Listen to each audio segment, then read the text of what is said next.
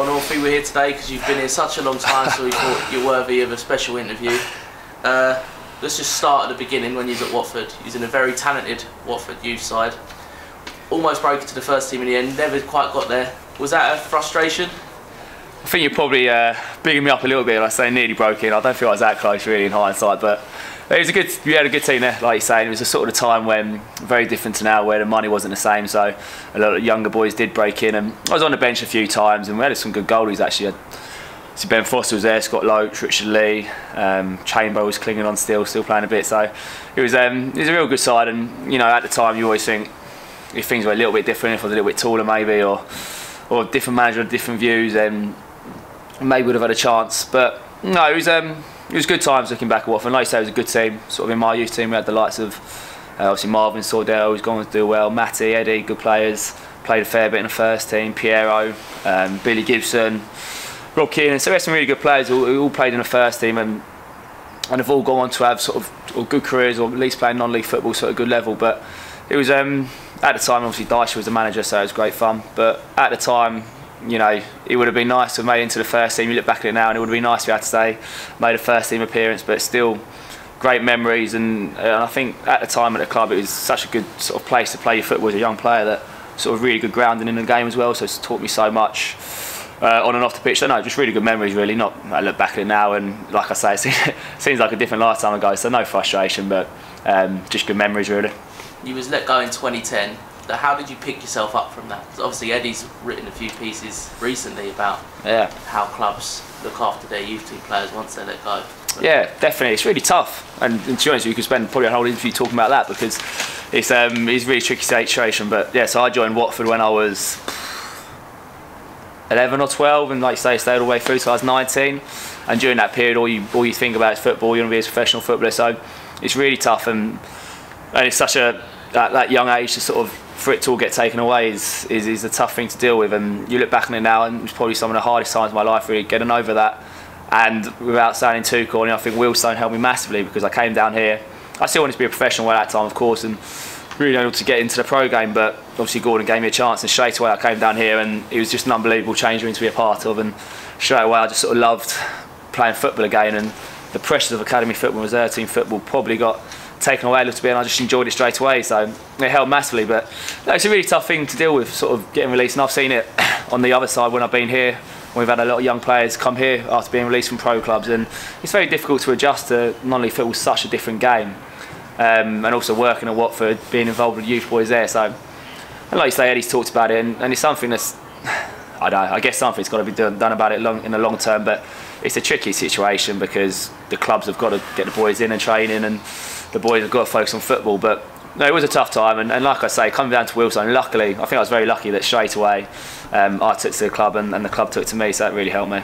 And also you gained some international experience out of your youth time at Watford. How was that as an experience as well? Yeah, it's amazing, as you can tell from my strong Welsh accent, it's for Wales, so again, it's just unbelievable experiences, and I look back on it now and I just feel lucky to have been able to have done that. Sort of, I played with in the youth team or young set up at Wales. I was with the likes of Ramsey, Joe Allen, Howard Robson, sort of Ben Davis, sort of 7 or 8 of the boys who played in the Euros in last year. So he's amazing, and like I say, at the time you probably caught up in the bubble a little bit, excuse me, and you don't really appreciate it. But you know, at home I've got all my shirts and the programmes and the banners. I've played against Germany, played against Mesut Ozil, so just unbelievable experiences. And like I say, things that I look back on now, which without football I wouldn't have done. So yeah, just really, really special memories, and sort of things that you don't think about it a lot, but when you do, if you do take a moment to sit back and think about it, then it's something which not a lot of people get a chance that they've done. So yeah, no, really amazing times.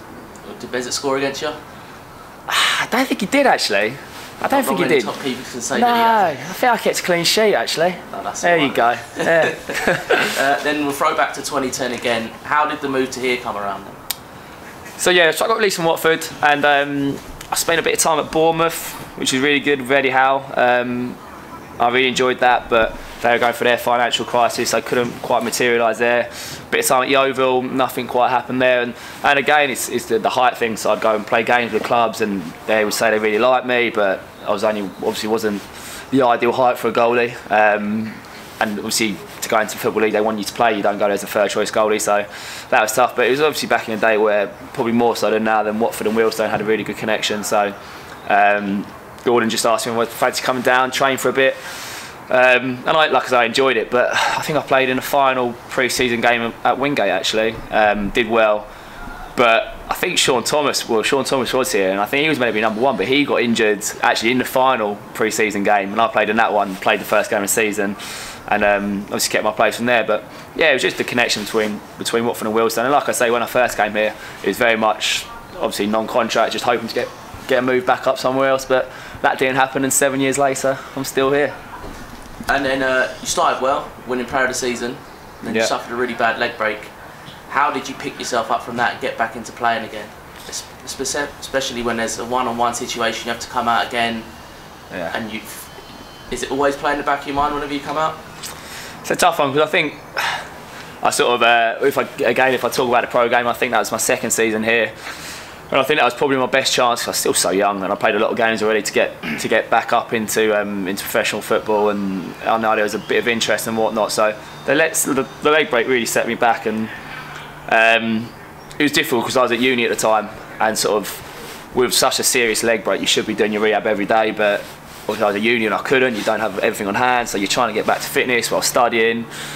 We're also doing everything else that's going on in your life, so it's really hard to come back from. And I think I almost look at sort of when I played before leg break and when I played after leg break, and I think I'm a very different goalie from the two different. I think I lost a little bit of spring, a little bit of pace, and it's so hard to get that back, like I say, when you're only playing part-time football. So it was difficult, and I think mentally as well, like you say, I think luckily, I mean, to be a goalie full stop, you've got to be a bit stupid, and I think I've remained stupid, so I don't think I really think about it too much. It's just, I've got so much metal in my leg that it stiffens up a little bit in winter, and the movement in there isn't as good as I'd like it to be. So it's difficult, and no, like I don't think mentally I've had too many problems in a one-on-one situation. It's just probably more mentally, just especially at the start, telling myself I was fine, and really sort of trying not to think that, oh, I'm not quite doing that as well as I did before, and just trying to really appreciate that you're as good as you are. You might not be 100%, but it's not going to get to 100% again. So probably from the mental side, that's probably the toughest bit. But luckily, I'm having to play with Jimmy Hammond again, who gives me the short back passes, so I've been okay. But it feels fine now. Like I say, it gets a little bit stiff in winter, but a bit of oil on it and it's okay. So you mentioned you study in university doing sports journalism, so you was this side of the camera a lot. Was you happy that Watford supported you through that, because you ended up getting a job with them in the end, didn't you? Yeah, it's really good. Yeah, I did journalism at Kingston actually, and then I did a 1-year master's in broadcast journalism, and I was lucky that I did some work experience at Watford and then went to work there, and that was really good. I had 2 years there, which was it's really enjoyable. I think one thing with my leg break was it allowed me to do a bit more work experience side when I was at football and make a few more contacts in that side of the game, and I really enjoyed it. Like the 2 years at Watford, luckily they sort of let me carry on playing here as well, which was good. So, and yeah, I think I could understand a little bit, having been on the playing side, and then from the other side it gave me quite a good understanding of both. So that was really good 2 years at Watford, and so really a big part of my life was there, playing and then working. So it's that was a really enjoyable 2 years. Yeah. So then we look to now. How has the club changed since the time you started and now? Yeah, massively. If you look around here, probably everything's been tidied up. And when I first came here, it obviously didn't have that one, this one, and just the general stuff which the fans have done to make the place look better. But obviously, the big difference this year has been a massive change with Gordon going. But yeah, the club's just in such a better place than when I first joined. And the playing wise, the players are on a different level, and that's no disrespect to the players that were here before. But I think technically, certainly that we're progressed so far. I think off the pitch now we're looking stable. I think the leases, we've had steps forward with that, which is massive. And I think with the chairman now, the manager and the players, I think everything's in the right place to sort of continue progressing. And you know, when you look at just when I first joined, you look at the names of the teams we're playing who probably don't exist anymore, or probably 2 or 3 leagues below. It does just show how far we've come forward, and I think it's easy to forget that. But when you take a step back, and you know, like I say, the crowds we're getting now. When I first came, we were probably playing in front of a few hundred. The pitch was awful. Again, no disrespect fingers, but it has come forward another leaps and bounds. Fan base is growing. It's a younger fan base. Like I say, better players, more money, bigger gates. So all in all, I think it's come forward leaps and bounds. But as we all know, it doesn't stop there, and I still think there's a lot of growing to be done as well. Where do you see yourself and the club in 5 years' time then? Hopefully I'm still here. I'd like to still be here, but it probably won't be my decision by then. But that's what's funny for me, is I've been here, like I say, 7, 8 years, and I'm still 26. So in 5 years' time, 30, 31, you know, I think I've still got my best football to come.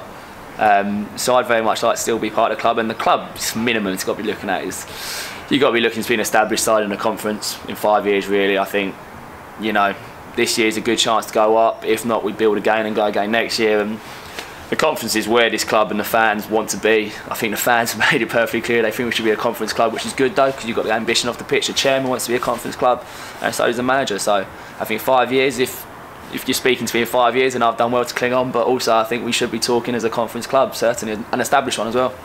You've made over 300 appearances now. Is that something you pay any attention to? Like, do you ever look at the record appearance holder here and think, cool, wouldn't that be nice to see my name? No, do you know, I don't even know what the record is, do you? No. So I might be it, who knows? But no, the only time it sort of comes up is when a new boy comes into the change room and sort of looks at their programmes like, geez, you've been here a long time. So, but no, apart from that, it's nice to have. And to be honest with you, if you said when I first joined I'd have 300 appearances, I probably would have been sad by it, because like I said, I wanted to get back up into the pro game. But yeah, 300 appearances, it's a hell of a lot when you think about it, and especially when I'm a year and a half out of a broken leg. So yeah, I've enjoyed nearly every single one of those games. What was your favourite game in all your time here? Ooh, that's a tough one. Probably got a few which stand out. Definitely on my debut, I hated my debut away at Hastings. I thought, what on earth am I doing? But after that, obviously you got all the trophy runs. They were great fun. Dartford, but accumulating in the Cambridge away, that was a special day, I think, for the club and the fans. I think that was just so unexpected, because Cambridge were a massive club and we were still a mid-table Ryman club at the time, so that was an unbelievable win. One that I look back with fondly. Obviously you got Margate, the final whistle at Margate. I saw something, well, that pops up every now and again on Twitter, and I saw something about that over the last couple of days, and the fans and the little pitch invasion, everyone together. So, and that was obviously, you know, the end product of 3, 4, 5 plus years time work, so that was a special game.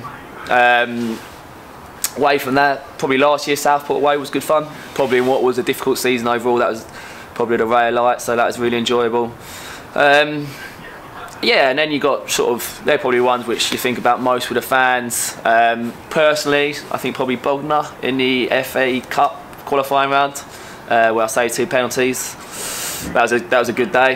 Carried off the pitch, wasn't it? Yeah, exactly. So they're the sort of games which are so rare as a goalie, to where everything just seems to go well. So it was enjoyable. I think I had Newport away as well, not in the semi-final trophy, but the year before, when I had a stinking migraine, and we managed to nick a 0-0 draw there as well. Played really well. So yeah, and then you've got sort of random games which stick out as well. I think the year we went up, I think we had Hornchurch here towards the end of the season and beat them 2-0.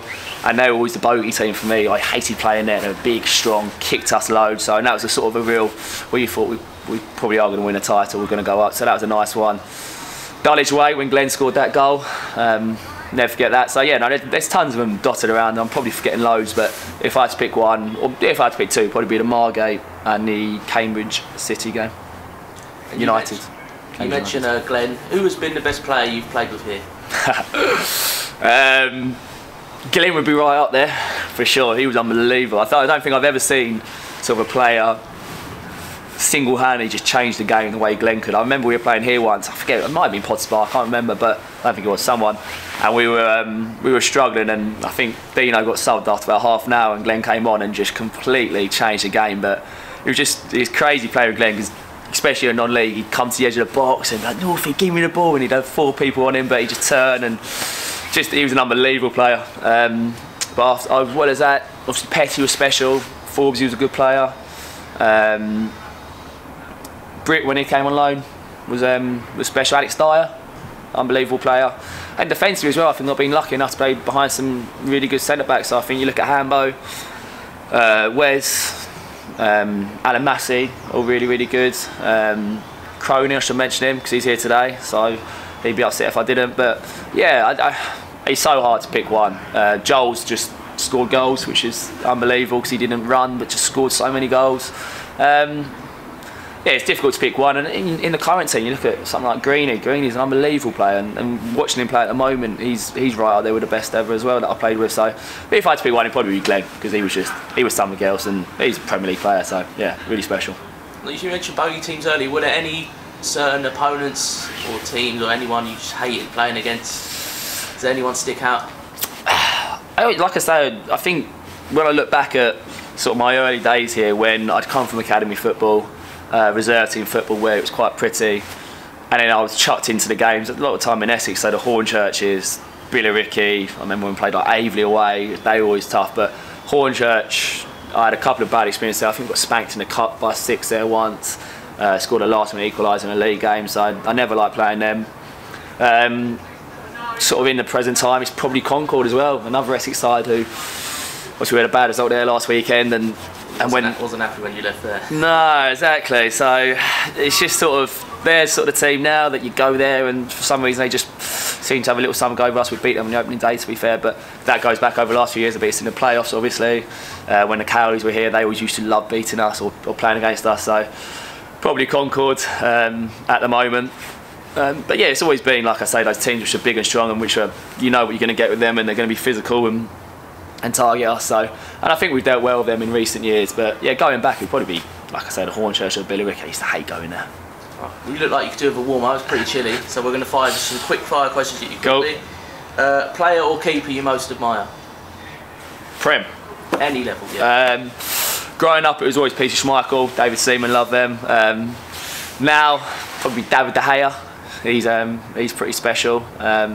I do look at goalies actually. I like Hugo Lloris, he's a bit more like me, a bit small, try and be a bit nippy. So, but yeah, probably best in the league or best in the world at the moment, I think, is De Gea. Who do you support? I'm an Arsenal fan. Right. I know, for my sins. And a lot of the lads in past interviews go on about the team spirit here, so we'll fire some quick teammate questions at you. Who has the worst music taste in the dressing room? Who's the ugliest? Probably Alan O'Brien, actually. Oh, did you say to me something?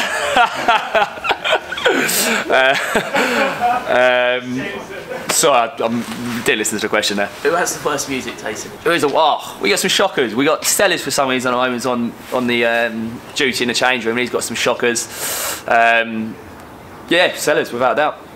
Who has the best music taste? Godders. You can't include yourself. No, DJ Godfrey, he's the man. Yeah, he spins it and everything, so yeah, if Godders is here, then definitely get him on the DJs. Best and worst dressed? Best dressed, apart from myself, obviously, I'll probably go with Greeny, dressed up nicely, he looks sharp. Worst dressed would be Coxey, he wears some shocking hats and whatnot, so yeah, Greeny and Coxey I'll go with. Who's the dressing room joker? Benion's not the full ticket. He's always good value. Godfrey again when he's here. He's a great lad. But no, we're lucky. We've got a good dressing room. Ricky again, Greeny, both bringing. Matty's a funny guy. So no, we've got a real good dressing room at the moment, and the new boys are great as well. So Wills and Matty Day. So no, real good dressing room. And lastly, who's late the most? Who's late the most? Raven, the goal. He's always late. I think he's still trying to turn up from last week. Who else is late? Who's skinning their teeth? Probably Shaq. He's straight through the door at a time. But yeah, Raven, he's just a nightmare. But I remember Joshua earlier in the season when he turned up about an hour and a half into the game, traffic. But yeah, I'll go Raven or Shaq's.